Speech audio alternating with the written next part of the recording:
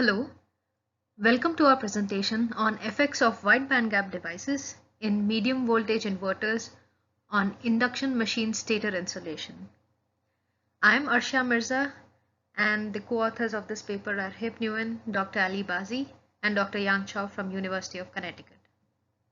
Analysis and conclusion.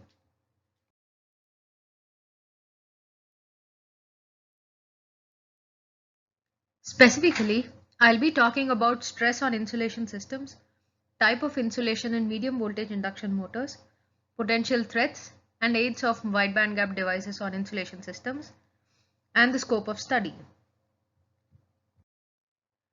Wide bandgap inverters have been replacing conventional inverters due to many advantages, like 6% increase in efficiency, a 5-time reduction in size, a 10-fold higher breakdown voltage strength, 3-fold increase in thermal conductivity, 10-fold increase in voltage handling capacity, and about 100-fold increase in switching frequency. But power electronics inverters are the source of dielectric stress. They have higher switching frequencies and breakdown voltages, leading to faster rise times and large dV by dt. Conventional insulation systems in motor drives are not designed to withstand such large stress. This can cause premature insulation failure. Depending on the voltage rating of motor and the region of insulation, there are different types of insulation used in electric machines. Strand insulation, turn-to-turn insulation, phase-to-phase insulation, gradient insulation, and ground wall or coil insulation.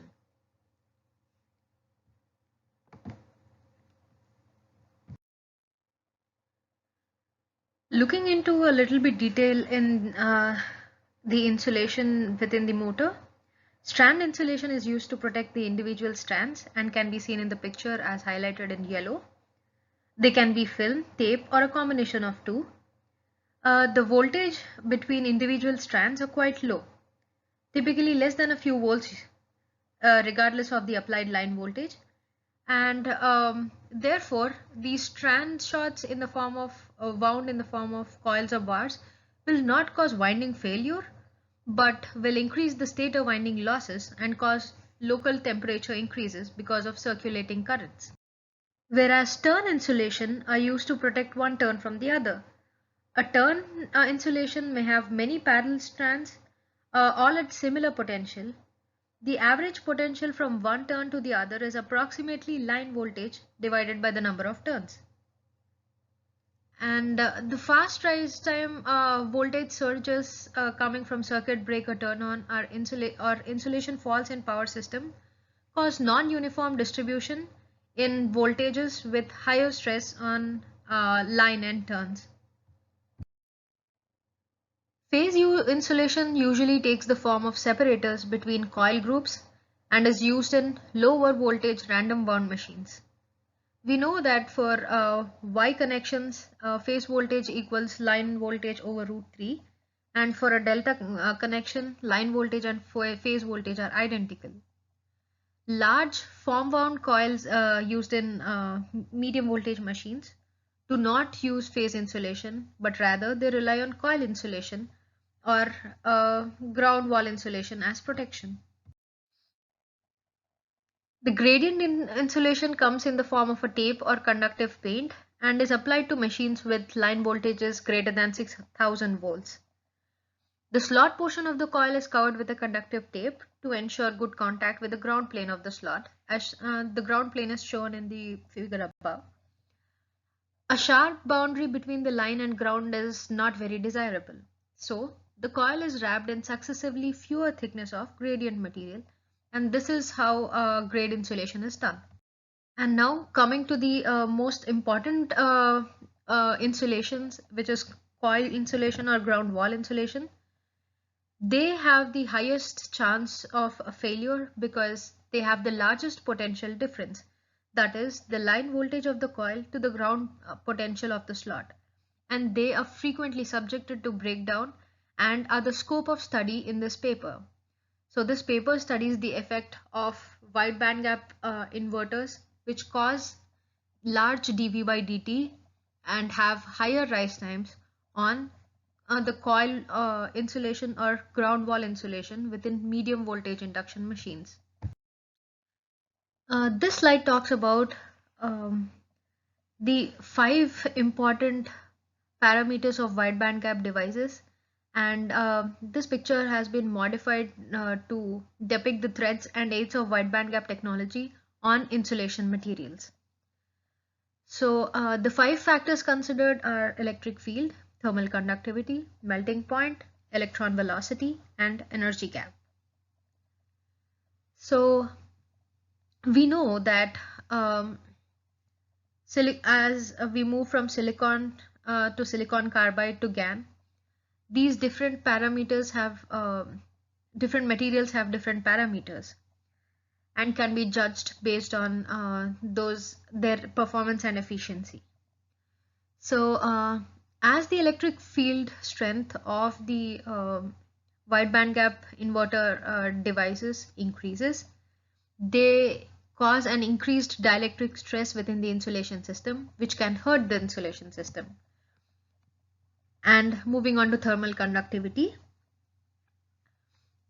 As the thermal conductivity of the wide bandgap device increases, the device can heat up or get cooled quickly or very quickly or easily. So this decreases the thermal stress in the insulation system, which is an aid. Moving on to electron velocity.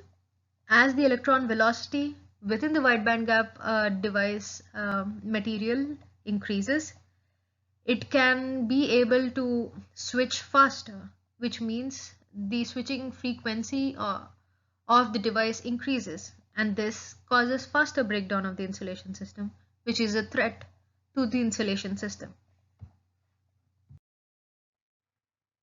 So the scope of this study is to quantitatively analyze a wide bandgap inverter output and its effect on dielectric stress and leakage current density in medium voltage motor stator ground wall insulation. For the inverter, a 2-level Hexbridge inverter topology and a 3-level multi-level inverter topology are considered, and for a medium voltage or a high voltage machine, an induction motor is considered. So to summarize the scope of study, the dielectric stress and leakage current density in stator ground wall insulation are analyzed and compared when the machine is fed by a wide bandgap 2-level inverter versus when it is excited by a wide bandgap 3-level inverter.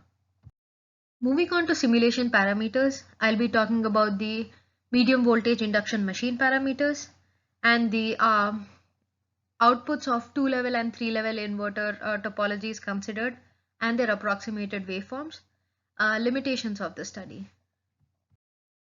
For the medium voltage induction machine, a 4500 horsepower, 4160 volts medium voltage induction machine was simulated in ANSYS Maxwell. And for the insulation, a mica was used for stator ground wall insulation.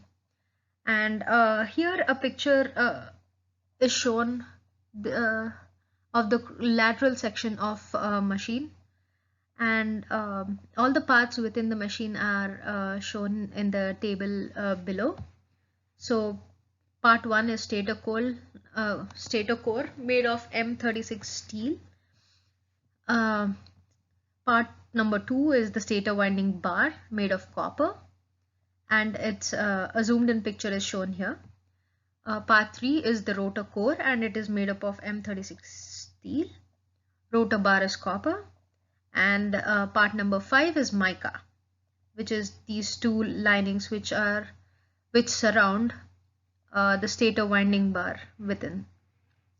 And part 6 is a spacer, which is FR4 epoxy, and part 7 is the wedge, which holds all the stator windings in place, and that's the barrier between the air gap and the stator slot. On the left, I show the mica insulation parameters and the relative permittivity, relative permeability, bulk conductivity, the dielectric loss tangent, and mass density are given in this table on the left. And in this slide, I show the the induction machine's physical and electrical parameters. It's a 24-pole machine with a reference speed of 193 RPM, and the physical diameters, the diameter, the length, and the number of slots are given here. And for the analysis setup, and the rated output power is 4500 horsepower with a rated voltage of 4.16 kV and an operating temperature of 75 Hertz, a winding connection of Y, and the frequency of 40 Hertz. There is one limitation on frequency which I'll be discussing soon. And there are other stator parameters as listed on the right side. In this slide, I show a two-level approximated waveform, that is the normalized output of a two-level Higgs-bridge inverter is in the form of a square wave and is shown in the figure on the right. So this inverter excites one phase of the machine. So three of these inverters would be exciting three phases of the induction machine. And here you can see the mathematical equation of the approximated waveform. Similarly, in this picture, in this slide, you see a normalized output of a three-level multi-level inverter output waveform. And on the right, you can see the picture. The initial firing angle of this three-level inverter is considered as pi/4, and the mathematical equation of the approximated waveform is given below. The effect of magnitude of voltage of the excitation has been captured in ANSYS Maxwell, but there is one limitation to the study and the scope of study, that is the effect of frequency of voltage excitation has not been considered. So we've talked about the inverter output approximated waveforms and the insulation being considered. Now I'll be talking about the contour of the leakage current density and the dielectric stress within the ground wall insulation, and I'll compare the effect of two-level versus three-level inverter. In this slide, we can see the magnitudes of maximum the maximum magnitude of dielectric stress and maximum magnitude of leakage current density within the stator ground wall insulation. And the top figure shows the maximum dielectric stress on stator ground wall insulation for a sinusoidal excitation, and it shows the contour. Similarly, the bottom figure shows the contour for a leakage current density on stator ground wall insulation for sinusoidal excitation. And on the left, I show a table where the first data set, the first data point 1 talks about the first harmonic or the fundamental harmonic, which is the sinusoidal excitation, and it on the right it talks about the maximum magnitude of dielectric stress, which is 1.92 megavolts per meter, and similarly for the fundamental wave, the maximum current density is 0.134 for two-level inverter, whereas for three-level inverter, the maximum dielectric stress is 1.352, and the maximum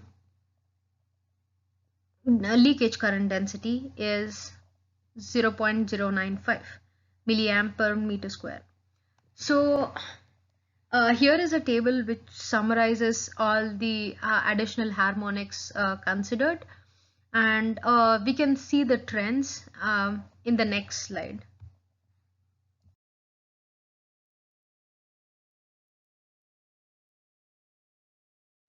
So here in this slide, we can see the comparison and the trend between a two-level and a three-level inverter. It can be observed that the dielectric stress and leakage current density is higher for motor windings fed by a two-level inverter than the three-level inverter case. The dV by dt in motor stator insulation fed by a two-level inverter is twice that of a three-level inverter, and it is expected that This is the main reason behind an increase in the dielectric stress and leakage current density in the two-level inverter case. On the left, we can also see that the dielectric stress in the motor's stator ground wall insulation fed by a two-level inverter keeps increasing as the harmonics keep getting added to the fundamental waveform for the equation 1. But it is not the same for the three-level inverter case, since cos 2n-1 phi is not monotonic and it's heavily dependent on the firing angle and the harmonic. For the considered firing angle of pi by 4, the third 4p plus 1 or minus 1 for odd harmonics add negative terms, and thus the dielectric stress decreases. This firing angle can also be talked in terms of dead time of the inverter. This shows that the output voltage waveform and the shape of the inverter play a very critical role in the motor ground wall insulation stress. In conclusion, these simulations have been studied to understand the effect of wide bandgap inverter output, wave shapes, and comment on the contribution of specific harmonics generated by the power inverters on insulation dielectric stress. The dielectric stress and leakage current density is higher for motor stator windings fed by a two-level wide bandgap inverter than a three-level case. The insulation stress increases as the inverter's output voltage waveform changes from sinusoidal to square wave. The output voltage waveform shape of the inverter that excites the motor stator winding play a very critical role in motor ground wall insulation stress. These are some of the references, and I'd be happy to take any questions now. Thank you so much for your time.